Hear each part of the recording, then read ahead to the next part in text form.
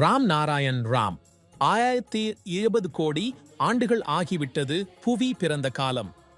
ஒருவர் தனது பெற்றோர்களின் சிந்தனை, பழக்கம் மற்றும் அவர்கள் உருவாக்கிய கொள்கைகளை தொடர்ந்து பின்பற்றிக் கொண்டு செல்கின்றார்.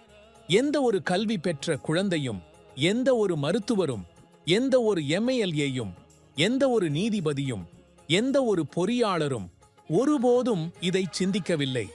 அவர்கள் பெற்றோர்கள் தங்களது கொள்கைகளை அவர்களுக்கு உட்படுத்துவதற்கு பொறுப்பாக்கினார்கள். எனக்கு சிந்திக்க நேர்த்தியிலிருந்து இயற்கை அதை செய்ய தூண்டியது. இதை நான் கூறவில்லை. ஆனால் இந்த கொள்கை மகாகுரு பாலக் பிரம்மச்சாரியரின் கொள்கை 10 ஆண்டுகளுக்கு முன்பு வந்தது என்பது ஒரு வரைபடம் போலவே. அப்படியே வரைபடத்தில் அமெரிக்கா எங்கே உள்ளது, ரஷ்யா எங்கே உள்ளது, இந்தியா எங்கே உள்ளது என்பவை அனைத்தையும் பார்க்க முடியும். நீங்கள் அங்கே செல்வதற்கும் முடியும். ஆனால் என்னை எதை சொல்லுகிறது? சில நாட்கள் முன்பு இந்துக்கள் மற்றும் பெங்காலிகள் துர்கா பூஜா கொண்டாடினார்கள். துர்காயில் ஒரு மனிதன் 10 கைகளை கொண்டிருக்கிறாரா? நான் அப்படி ஒரு மனிதரை எப்போதும் காணவில்லை. 10 கைகளுடைய ஏன் கொண்டு வந்தனர்? துர்கா மாதா என்ன சொல்கிறார்? இதை பற்றி யாரும் யோசிப்பதில்லை. பழைய காலங்களில் அறிவாளிகள் துர்கா மாதாவின் 10 கைகள் சமுதாயம் மற்றும் தேசத்தின் கைகளை குறிக்கின்றன என்று கூறினார்கள். ஏனெனில் அவளின் 10 கைகளில் 10 ஆயுதங்கள் உள்ளன. துர்கா மாதா கூறுகிறாள், என்னை உயர்த்துங்கள், எனக்கு அன்னம் அல்லது பூக்கள் தேவையில்லை. என் கைகளில் உள்ள ஆயுதங்களை எடுத்துக்கொண்டு சமூகத்தில் நடைபெறும் அனைத்து கெட்ட செயல்களையும் முடித்து விடுங்கள். உங்கள் மனதில் பிறக்கும் அனைத்து கெட்ட எண்ணங்களையும் வெளியே எடுங்கள். அவ்வளவுதான். அவர்களை சுமூகமாக மாற்றுவதற்காக வந்தது. ஆனால் உங்களின் பணி நிறைவடையவில்லை. அது இன்னும் தொடர்ந்து வருகிறது. நீங்கள் எவ்வளவு அறிவானவராக இருந்தாலும் அவ்வளவு அதிகமான பணிகளை செய்வீர்கள். அறிவுதான் எங்கள் அல்லாஹ், குடா மற்றும் கடவுள். அறிவுதான் வானம், அறிவுதான் அனைத்தும். அதிகமாக சிந்திப்பதற்கான தேவையில்லை. எளிதாக சிந்திக்க வேண்டும். என் பெற்றோர்களும் அவர்களுடைய பெற்றோர்களும் தவறுகளை செய்யும். நான் இவ்வளவு படித்தவனாக இருக்கின்றேன். இன்று அறிவியல் காலம் பல கண்டுபிடிப்புகள், நிலவரங்களை உருவாக்கியுள்ளது. மனிதன்தான் அனைத்தையும் விளக்கியிருக்கிறான். அதை தொகுத்து வைத்திருப்பான், ஆனால் உருவாக்கவில்லை.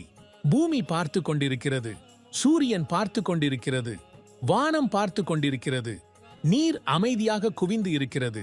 அனைத்தும் மேலே பதிவு செய்யப்படுகிறது. நடப்பது அனைத்தும் காட்டப்படுகிறது. எல்லா செயலும் விரைவில் தொடங்கும். பூமியின் சுழற்சி மற்றும் வானின் இயக்கம் தொடர்ந்தும் இருக்கும்.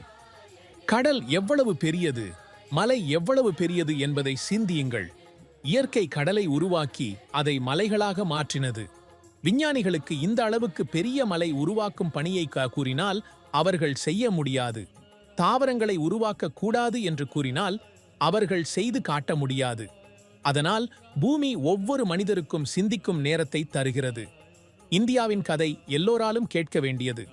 அது எங்கள் பணியாகும். இந்தியா பரப்புக்குள் உள்ளது, அதை செய்ய வேண்டும். உலகம் முழுவதும் இயற்கையின் கதை கேட்க வேண்டும்.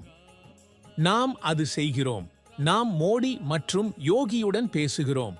எங்களுக்கு எந்த அரசியல் கட்சியுடன் தொடர்பு இல்லை.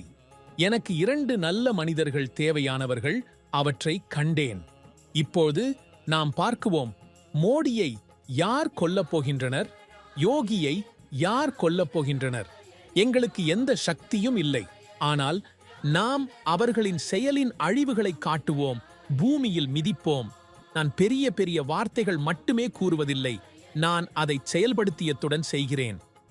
சவால்களை ஏற்காதவர்கள் பிறகு எங்களை மரணமாக்குவதாகவும் இப்பார்கள். நீங்கள் பின்பற்றுங்கள், எங்கு மரணமாகவும் என்று கூறுங்கள். நான் எவ்வளவு மனிதர்களையும் மரணமாக்க முடியும்? என்னை யார் கொல்லப் போகின்றனர்? இயற்கை என்னை என்ன விரும்புகிறதோ அதற்கே என் உரிமை கொடுத்தது. எந்த ஒரு மதத்தில் பிறந்த குழந்தை, அது முஸ்லிமா, இந்துமா அல்லது மற்ற மதமா பிறந்தாலும் அது அழுதபடி பிறந்தது. கடவுள் எங்கே இருக்கின்றார்? அல்லாஹ் எங்கே இருக்கின்றார்? இப்போது தெரியுமா? என்னை நான் மறுப்பேன். சூரியன், பூமி, காற்று, நீர், வானம் இவை அனைத்தும் இப்போது வெளியே உள்ளன மற்றும் அது பரவல் சந்திரநிலைவுடன்.